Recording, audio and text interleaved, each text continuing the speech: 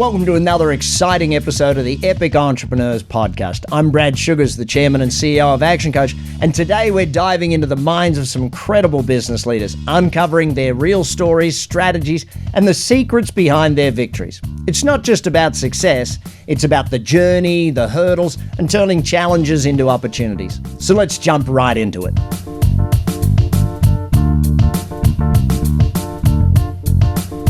Welcome to the Epic Entrepreneur Podcast. This is Coach Caitlin, and I'm joined today by Avon Collis, the founder and CEO of Relevate. Relevate is an Australian operations, strategy, and technology consulting firm. Avon and his team specialize in CRM, IT managed services, virtual staffing, digital transformation, and strategy and advisory work. In our conversation today, we talk about the importance of accountability. We talk about innovation. We talk about leveraging your time and your team and the importance of creating great systems. Thanks for being here, Avon.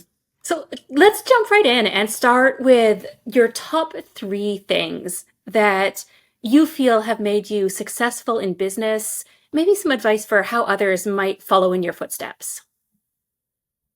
Yeah, sure. So I think, like broadly as an entrepreneur, your job is to bring something new to the world, or even if it's something that's not new, it's maybe something in a new way. And you've constantly, to remain competitive, have to be inventing new things, finding faster way to do things, finding different suppliers, just doing things in a unique way. And now, as the world goes more and more global and you've got AI and things like that, I think it's really important just to try everything.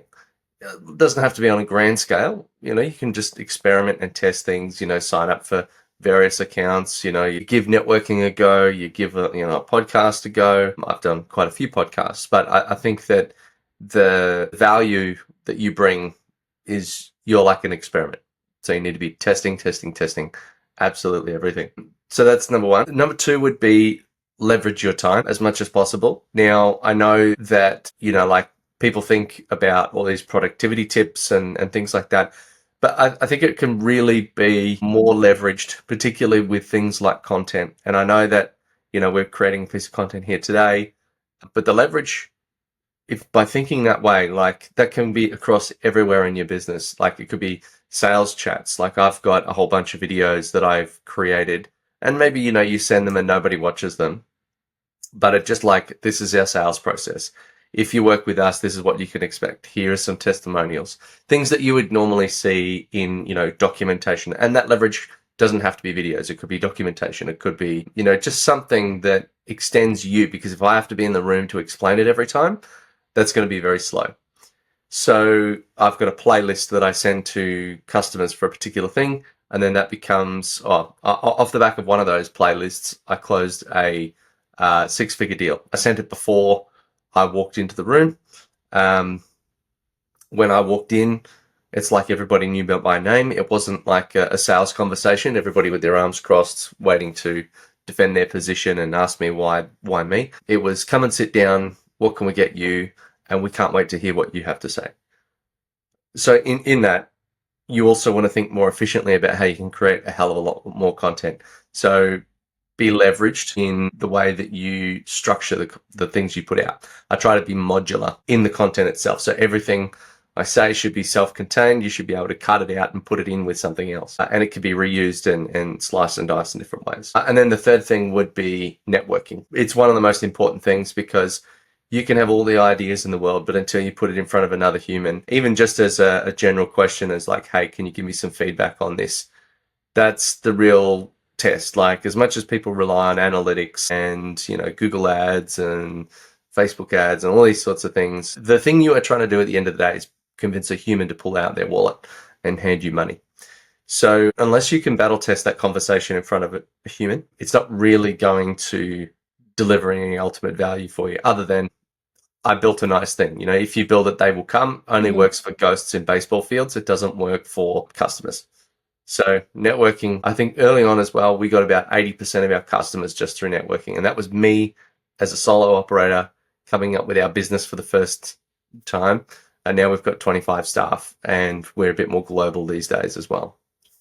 Yeah, I don't think that's an unusual stat to get that much business from networking. And and word of mouth in the early days. So just to recap, your three things are to be innovative, continue to try things, test things out.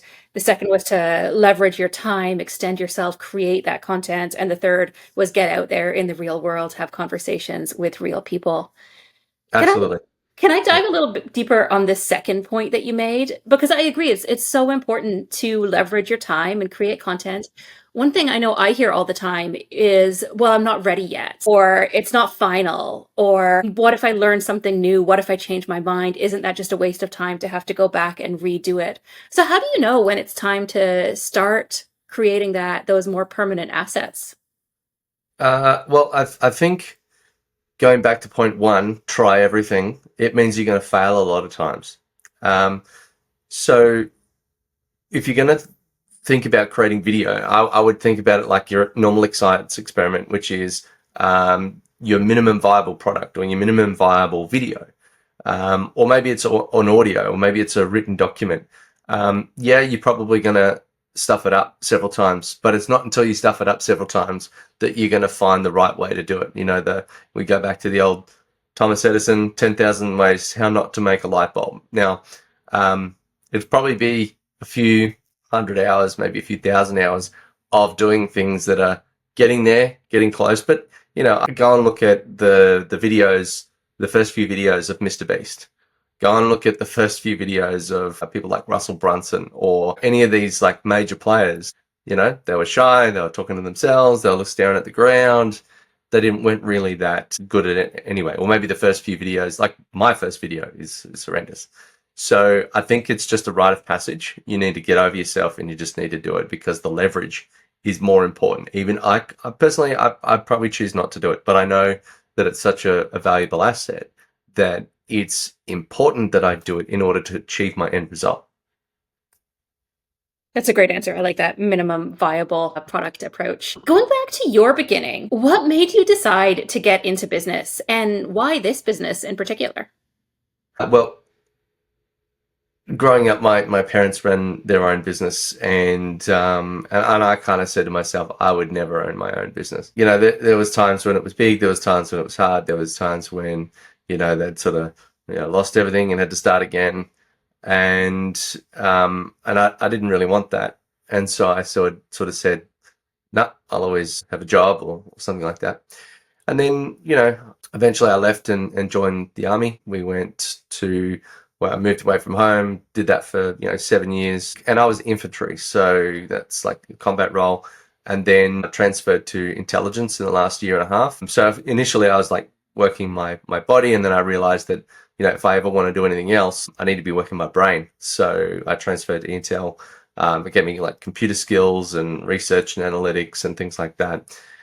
And I'd started a degree in that time, but at the end of that, like, it was really hard to try and, like, even in early conversations with anybody of getting a job outside of the military, because it's difficult to transition because the way, I don't know, there was a bit of like not animosity, but like, oh, you must just kill people, like people think really weird, or like I can't see how your skills would be, like, because they can't see all the bits of paper. I'm like, well, you can throw your little paper first aid certificate thing in the bin because I can do 10,000 times better. Or, like, there's skills that people just don't see that are transferable, that are actually extremely transferable. They think you're going to be really aggressive and like yelling at all the time, but your training skills are incredibly good. Your leadership skills are incredibly good. So anyway, in this moment, I thought, I can't get a job. So I bought a business. We bought a coffee shop. I ran that for several years. Or for 4 years, and then we got out of that one, did a couple of other jobs. All throughout that time, people, and this is a long answer, I'm sorry, but people would ask me, like when I first got in there, obviously it was like deer in the headlights, just getting smacked in the face with everything as a business owner, and learning it all for the first time. I think for the first 90 days, I didn't know which way was up. I probably spent, there was on the calendar, I worked 30 12-hour days in a row. And I thought, like, I'm no problem with hard work, but I thought, well, there's got to be a better way. So I started to, we had to fire the first set of staff, hire the next set, who were influenced by the first set. And then by the time we got to the third step, they were amazing and they stayed with us for years. And so we really had to change a culture. We really had to get all of the systems and processes working. And I pretty much automated myself out of a job. And people would ask me, can you do that for me? So anyway, I'm sick of working early mornings and weekends and public holidays. And so eventually we sort of got out of that. And then I started my current business, which is helping people automate their business. And that was more enjoyable. One, I get to tinker away and build all the things that save people tons of time. And now I get to, be a little bit more professional instead of just the guy who's got to clean up the milk spill on the table over there. Even if you're the owner, like it's still, it's not as glamorous. Mm. And now I get to work 9 to 5, take weekends off and public holidays. So I kind of shifted my career towards a little bit of a lifestyle and personal enjoyment, which I think, I'd be happy doing this for free, and I'd be happy doing it for the next 20 years. That's great to hear. That's a fascinating trajectory from a combat role in the army into intelligence, into a coffee shop, into building systems. The common thread that I keep hearing from you is the value of your time. Do you think these different roles have kind of reinforced that ethos for you, that idea of the value of time and the importance of doing things well and doing things systematically? I think in my head, valuing time is not about me wanting to, sit on the beach with a pina colada and charge $1,000. I think it's me going, how can I just do more and be more impactful and move with more force? Like I work a lot. And I still work a lot now, even though I don't have to. I do extra hours, late nights, early mornings, trying to build something much bigger than myself. So rather than me sitting there doing the work, the leverage is about how do I build, not quite an empire, but we want to be a globally recognized professional service and consulting firm. And in order to do that, we need to, put the global in that. And that's, do things like this or, chat with people in other countries or physically go there and set up operations. And that takes work. And that's not just something you can 9 to 5 chill with. But I'd rather spend my time working on the business, doing that sort of growth to actually get there, than sitting there hammering away, typing at the keyboard to solve a small problem that's this big for one client, which will unlock hundreds of thousands of hours for them. I need to be able to work on my own business as well. So it sounds like you've put in some hours and put in some sweat equity into this business. In this time, what do you think's been your biggest challenge? And if you don't mind, maybe you could share what steps you took to minimize it or overcome that challenge. I would say there's been a lot of challenges, both personally and professionally. Like the longer you're in business, the more stuff you're just exposed to. So like we acquired a business not long ago, and the guy set up in direct competition and poached clients like not long after. And we've had failures and losses, and then you've got your slow months where you're like in the bank accounts in the negatives and you've got this, $50,000 bill owing and you're like, oh my goodness, am I ever going to be able to pay this? Like some of those timing issues. And I think that, and also those inflection points, you have staff leave, when the first time you've got to fire someone, or if you have to fire 10 people, you're going to hit a lot of roadblocks. And I think you just need to build that muscle of resilience to be able to deal with those, because that's just an everyday part. And the bigger your business gets, you're going to have more people, coming and going and things working, things not working. It's just constant. And you get the distilled version, because eventually when you get a lot of staff, they've fixed all the low level problems and they just come to you with the hard stuff. So that's making it sound really new levels.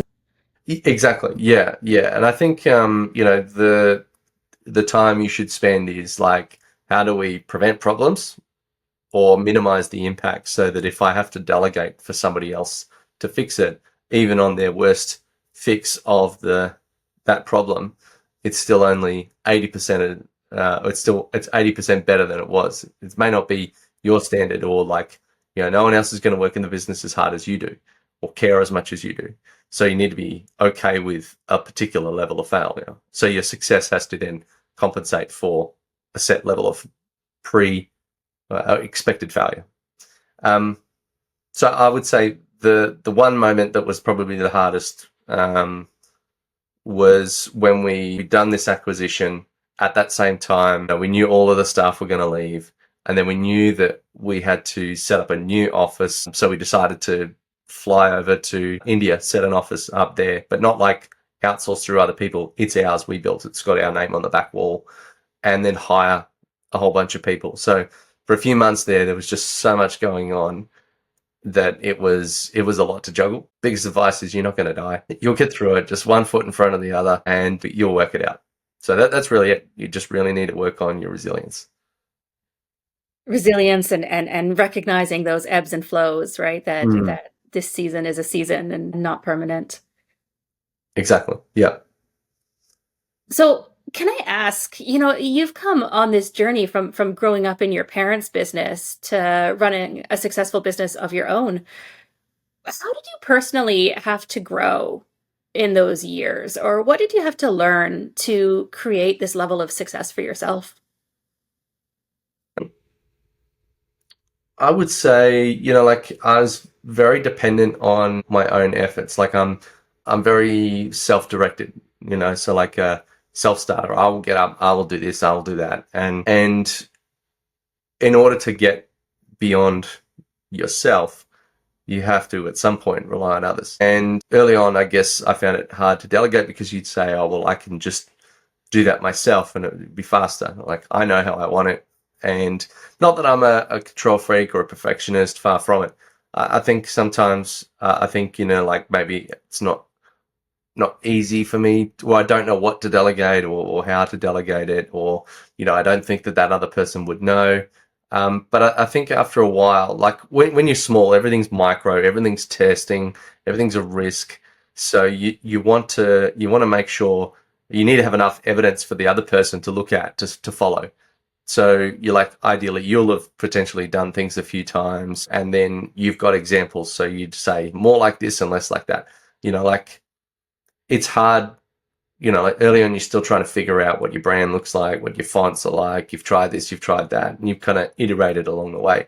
But this comes down to, like, by documenting it, you can now hand it off. And so, like I was saying before, where if a person is not, or is an employee, they're not ever as interested or as motivated or as have as much drive to do things as you.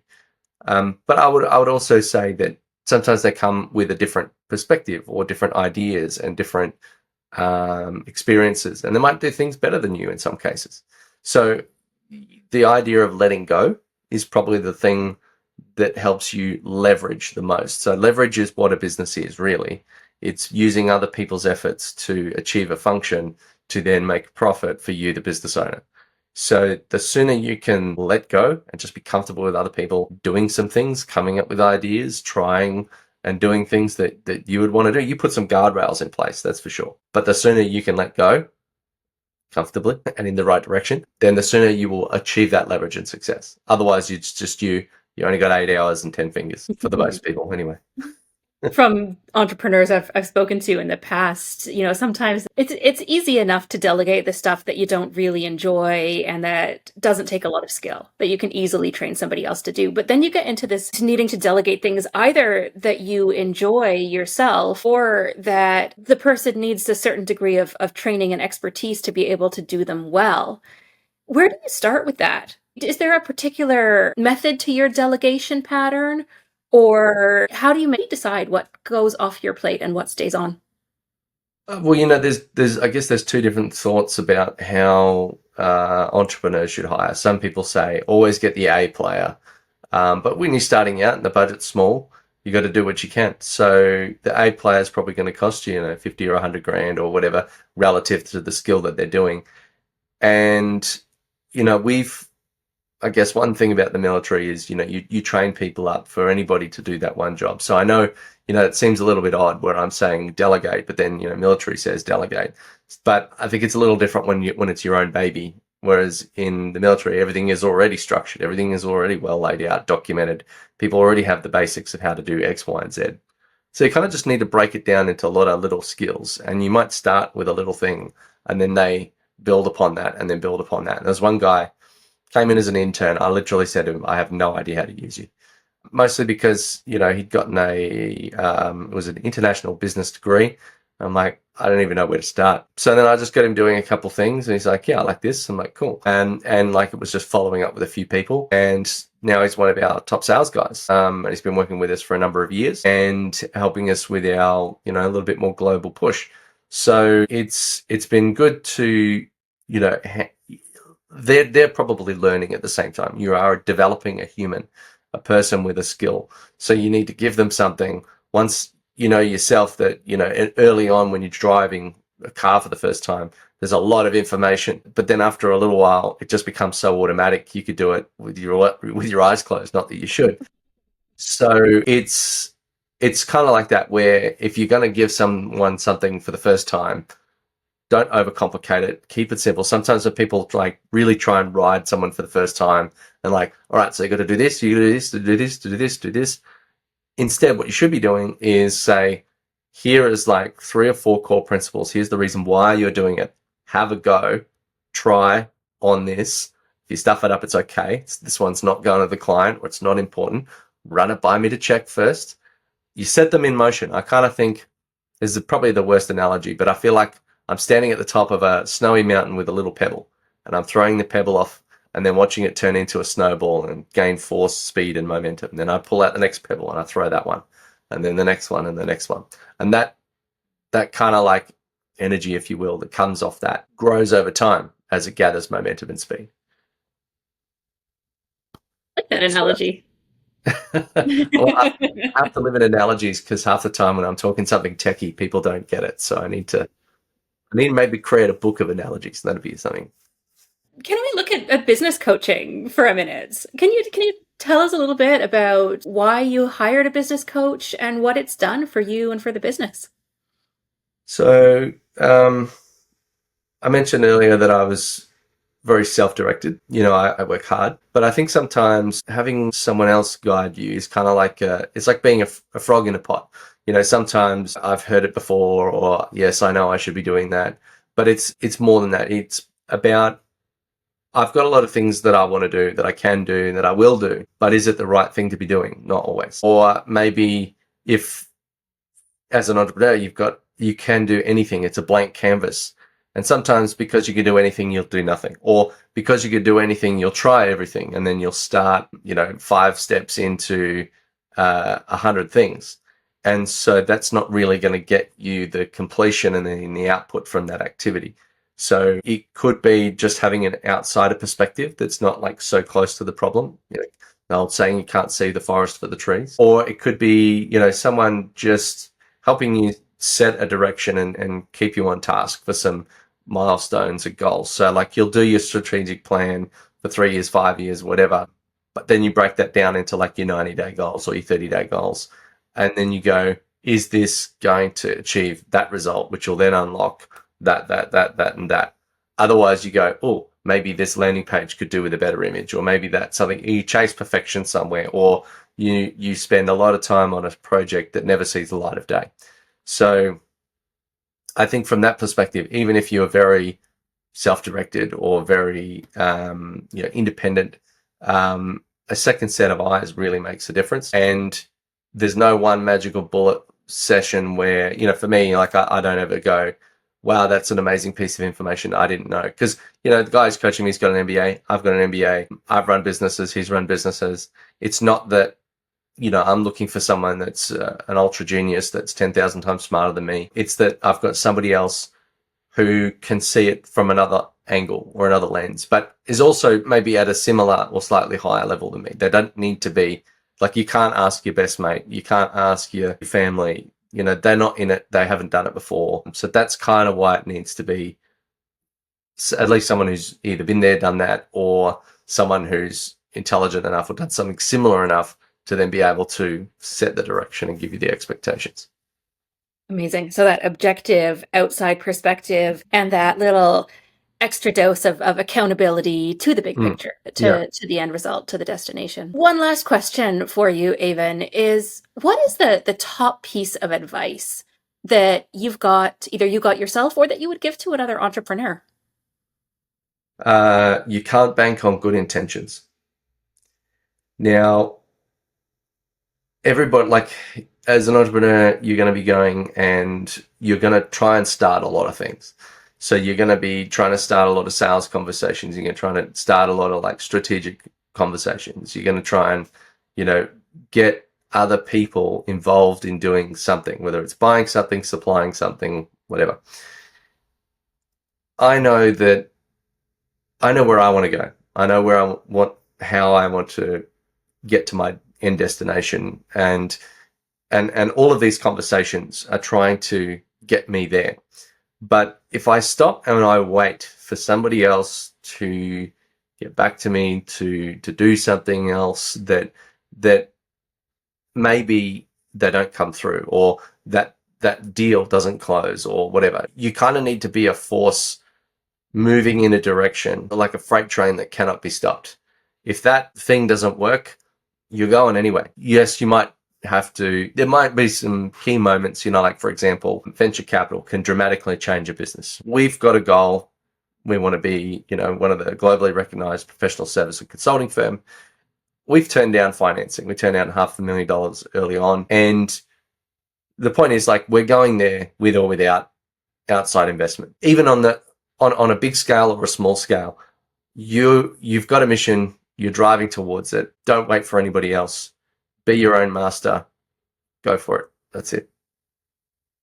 Be your own master, and you can't bank on good intentions. That's it. That's it. There's a great Henry Ford quote that says, you can't build a reputation based on what you're going to do. Exactly. Be a dunner, not a gunner. Yeah. Perfect. All right. Well, listen, thank you so much for your time, Avon. I'm sure your insights are going to trigger a lot of good thoughts, deep thoughts for all of the business owners and leaders who listen to the podcast. So I appreciate your time. Thank you. And that's a wrap for today's epic conversation here on Epic Entrepreneurs. Huge thanks to our amazing guest for pouring their heart into sharing their journey. If you enjoyed this episode, hit that subscribe button, leave a review, share it, or hit that bell. But until next time, let's make sure you keep dreaming, take massive action, and stay epic.